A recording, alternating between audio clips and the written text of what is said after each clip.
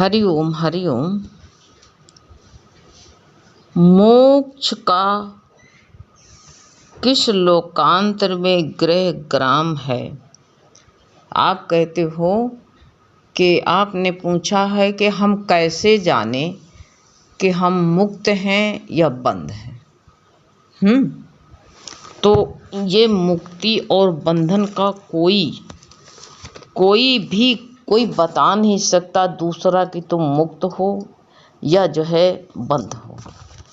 देखिए, मोक्ष का निवास किसी लोकांतर में नहीं, किसी ग्रह का कोई ग्रह का गांव नहीं है कि जहाँ निवास हो उसको हैं, किंतु आत्मा रूपी हृदय ग्रंथि का नाक्ष ही मोक्ष है।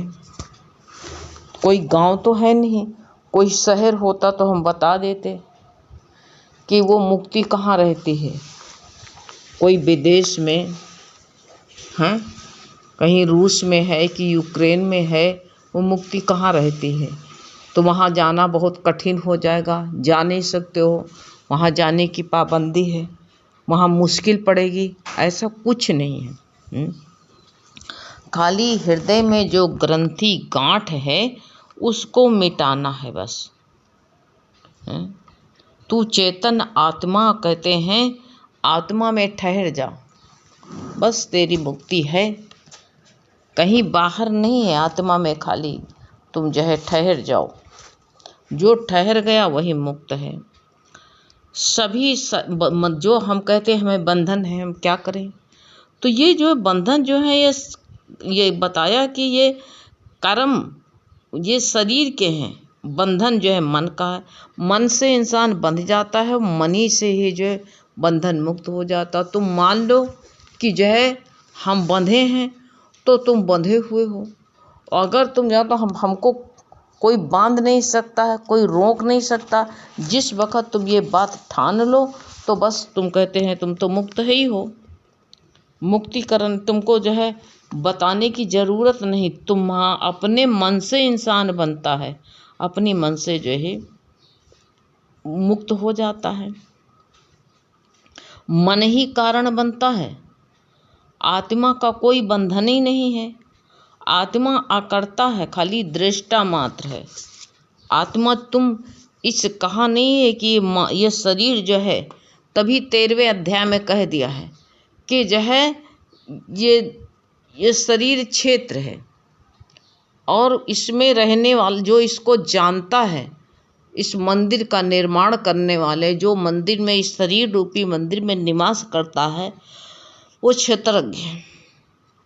और तो आत्मा क्षेत्रज्ञ है।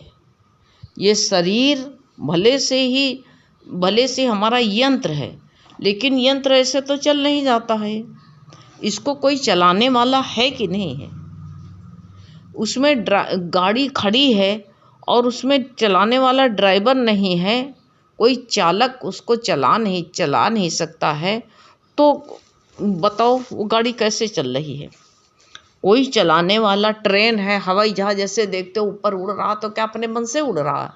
कोई तो चालक है उसका, कोई तो चला रहा।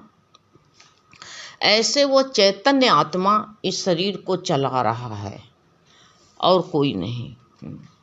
ये जितने बंध अपने को मानते हैं, दृष्टा देखने वाला बंधन, कोई देखने वाले को बंधन है, कोई बांध सकता है उसको? कुछ नहीं।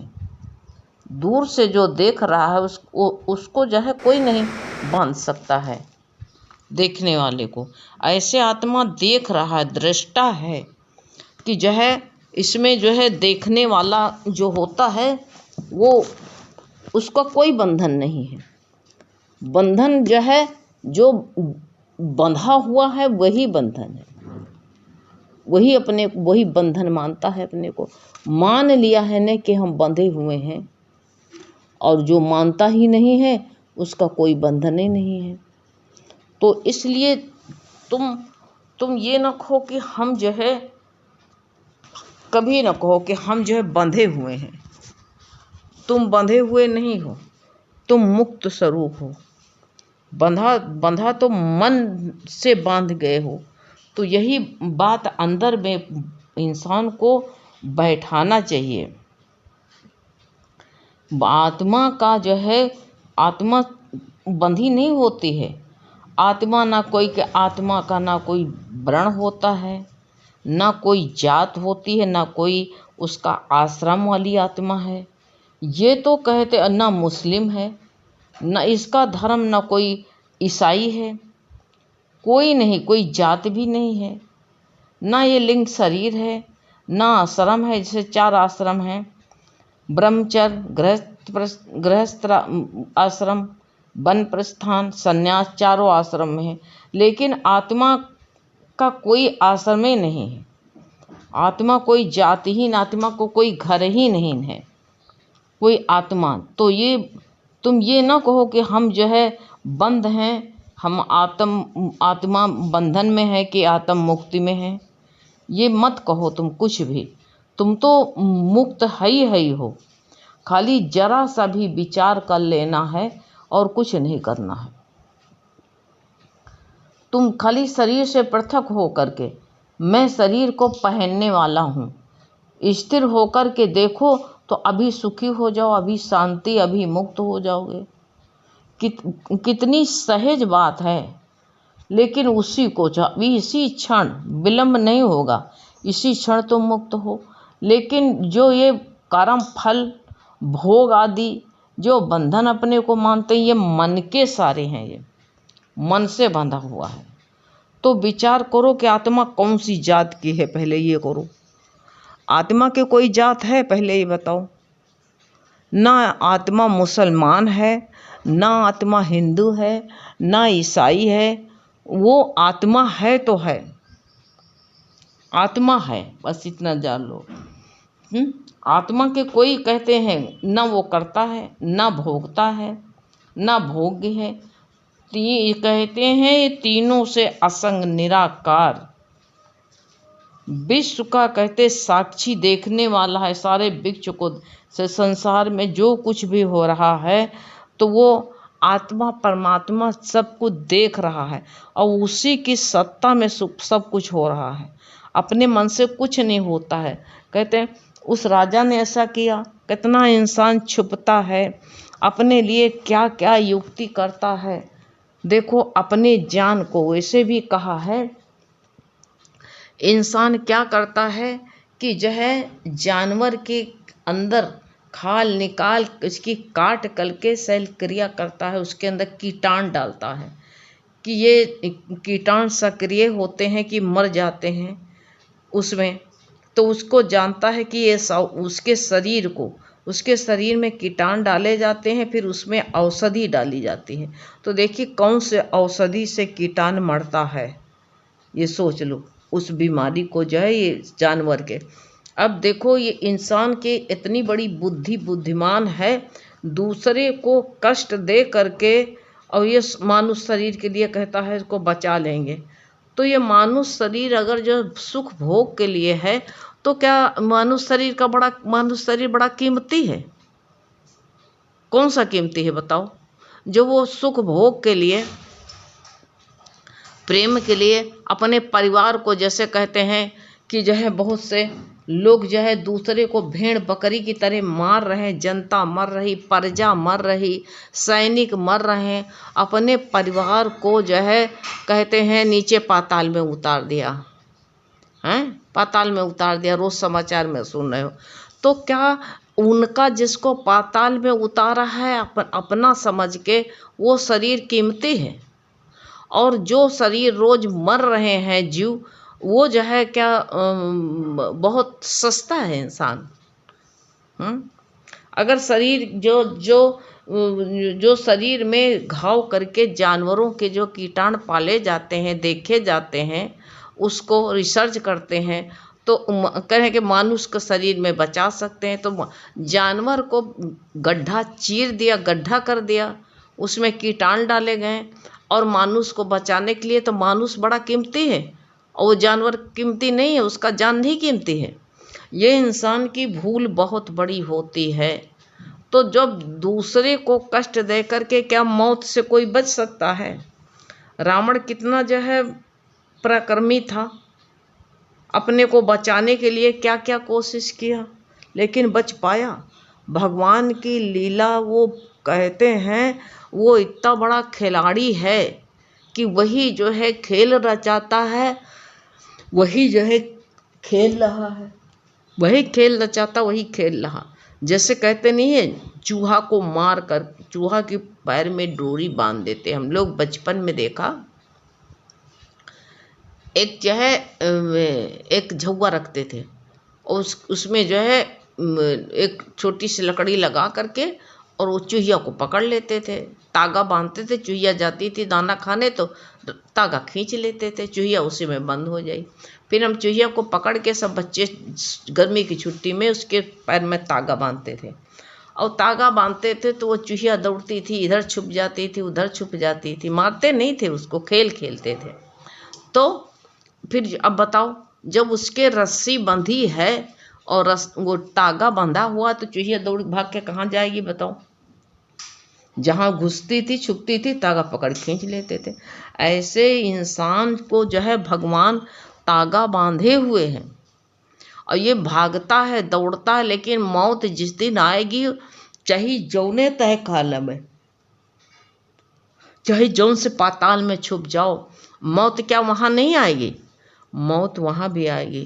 कहते हैं ये जो है मिसालों का वहाँ पर जो है प्रभाव नहीं पड़ेगा, लेकिन मौत का प्रभाव तो पड़ेगा। कितना इंसान अपने साथ धोखा करता है, लेकिन सब खेल उसी का है, वही खिलाड़ी है, वही खेल रहा है।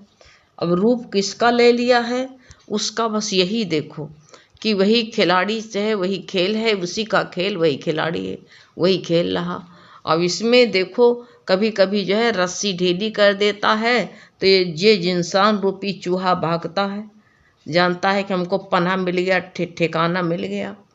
जितना जितना युक्ति किए मौत से छुपने के लिए इतना युक्ति लगाए हो, उतना जिसके हाथ में डोर है, जिसके हाथ मौत है, उसके लिए इतना कोशिश कर लेते तो क्या होता बताओ। है? जितनी प्रीति हराम से या नश्वर शरीर के लिए जितना हम कोशिश कर रहे हैं, उतना भगवान से मिलने की कोशिश कर लेते तो कितना अच्छा था, युक्ति लगाते। लेकिन शरीर होने पर भी इंसान जो है समझता नहीं है। तो इसीलिए बताया है कि ये आत्मा ना ब्राह्मण है, ना हरिजन है, ना ही ईसाई है। वो आत्मा कहते हैं वो कोई जात नहीं है, वो साक्षी है, सबको, सब चारों वर्णों को वो देख रहा है। यहाँ पर गुरु कहते हैं कि वो सबको देख रहा है। तो ऐसा खिलाड़ी क्यों बनता है? हैं? ये जान करके जो तुम जानो कि वो आत्मा हमको सब कुछ उसी का खेल है, तब तुम सुखी हो जाओ।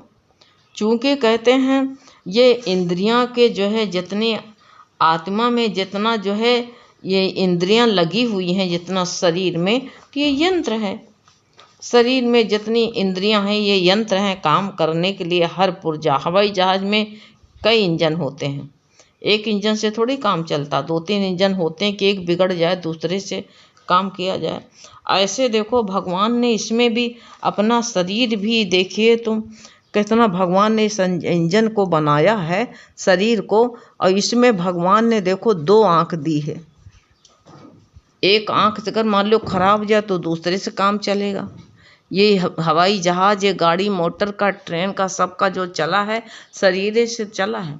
एक इंजन खराब हो जाता दूसरे से काम चलता। आँख नहीं है, एक से काम चलता है, एक आँख से जो है इंजन चल रहा है शरीर रूपी।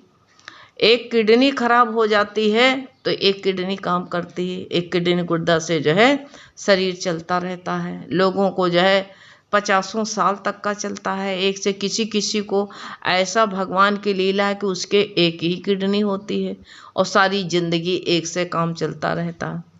भगवान का देखो 2 चीज़, 2 नाक दिए हैं, लेकिन मुंह एक दिया है। क्यों दिया है? कि जो है इससे जो है सबसे 2-2 काम हो सकते हैं, लेकिन मुंह को दिया है, इस एक काम दिया है कि मुंह एक होना चाहिए। क्यों दिया? कि ज़्यादा कम बोलो, कम बोलो, लेकिन बोले बिना चैन नहीं पड़ता है। कम नहीं बोलते, ज़्यादा बोलते हैं। इसलिए भगवान ने सब दो पैर भी दिए, जिसके एक पैर नहीं होता तब भी काम चलता। कई लोगों को तुमने देखा होगा कि एक जो है हाथ रहता है, लेकिन फिर भी जो है काम चलता है। भगवान ने दो दो इसीलिए दिया है कि अगर मान लो एक बिगड़ जाए तो एक से काम चलेगा। ऐसे भगवान कहते हैं शरीर तो चलता है, लेकिन जो है यही भगवान ने कहा कि ये सब तुम अच्छा ही सोच लो तो सुखी हो जाओ। ये कितना गुरु इतना समझा रहे हैं, बता रहे, कहते हैं कि अभी जो है तुम इसको जो है इसको समझ लो, वास्तविक स्वरूप को जान लो तो अभी तुम सुखी हो जाओ। इसमें देरी नहीं होती। कितना नगद धर्म है ये, नगद धर्म है, उधार नहीं है। आज उधार वो होता कहें आज कर्म करो तो अगले जन्म मिलेगा, आज व्रत करो, उपवास करो तो फल अगले जन्म में मिलेगा। हैं कुछ कहते हैं कि ये कलयुग है, कलयुग में जो कहते हैं ये इतने सदियों के बाद में इस शरीर की मुक्ति होती है। गुरु कहते हैं कहने वालों को कहने दो। अब ये नहीं होता है कि तुम जो खाना आज बनाओ अगले जन्म में खाओगे, नहीं। ये प्रत्यक्ष फल वाला है। आरंभ तो करो। कोई कहता 7 जन्म बाद मुक्ति होगी। गुरु कहते हैं कि ऐसे के साथ में क्यों बैठते हो जो तुमको झंझट में डाल दे। 7 जन्म हैं, इतने तीर्थ करो, इतने जय व्रत करो, पैगम्बर जो का अवतार होगा तब तुम कहीं मुक्त होगे। अरे कब पैगम्बर का होगा, ये विचार हटाओ।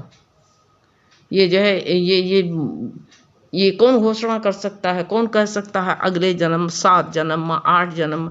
तुम ये क्यों नहीं कहते तुम आज मुक्त हैं? खाली भरम मिटाओ बस, तुम आज के आज मुक्त हो।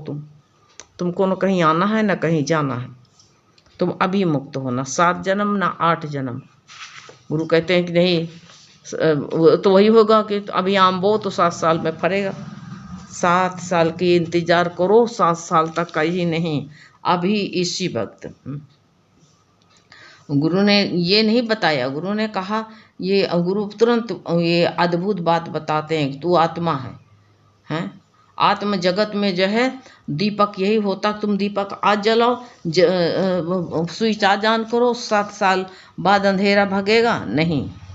गुरु कहते अभी के अभी तुम आत्म प्रकाश रूपी ज्ञान तुम्हारे अंदर आए तो तुम्हारा भरम अंधेरा सारा विलीन हो जाएगा, मिट जाएगा अपने आप। तुम अभी जो है खेती करो और कह दो 7 साल बाद जो है तुमको अनाज मिलेगा, 7 साल क्या खाओगे? ये सब भरम हटा करके अभी का अभी तुम जो है ऊंचे विचार रखो। अभी तुम मुक्त हो। तुमको कहीं ना जाने की जरूरत, ना आने की, ना 7 साल ना 8 साल को देखना ही। हरि।